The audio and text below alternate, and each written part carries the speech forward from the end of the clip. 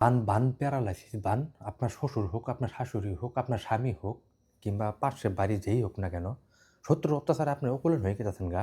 শত্রুর হাত থেকে আপনি বাঁচতে পারতেছেন না। শত্রু আপনাকে সবসময় ফলো দিয়ে রাখে।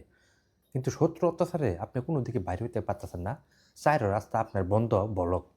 কিন্তু কীভাবে সেই শত্রুকে আপনি দমন করবেন, সেই কাজের নিয়মকানুনগুলো আমি বলতেছি। আমার নাম তান্ত্রিক চান সদাগর। আমি কাজের মানুষ, সবসময় কাজে থাকি।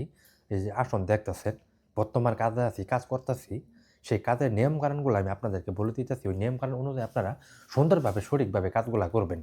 এই একটা কলা পাতা দেখতেছেন, স্ক্রিনতেই লক্ষ্য করে যে লক্ষ্যটা দেখতেছেন, এই লক্ষ্যটা সুন্দরভাবে জাফরান মেসোয়া কালির দ্বারাই সুন্দরভাবে কলা পাতার উপর লক্ষ্যটা অঙ্কন করবেন। করার পরে শত্রুর নাম দিবেন। দেওয়ার পরে একটা গোলাপ জল কিনবেন।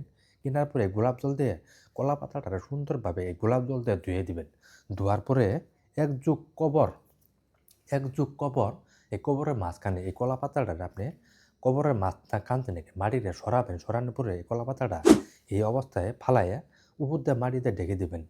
কাজ করার সাথে সাথে আপনার শত্রু মনে করুন যে ঘুমাই যাবো গা, প্যারালাইসিস হয়ে যাবো গা, কোনো চলাফেরা করতে পারবো না, কোনো হাঁটাউটা করতে পারবো না, একদম হাতটাও কুরকা মেরে যাবো গা, তার জবান বন্ধ হয়ে যাবো গা।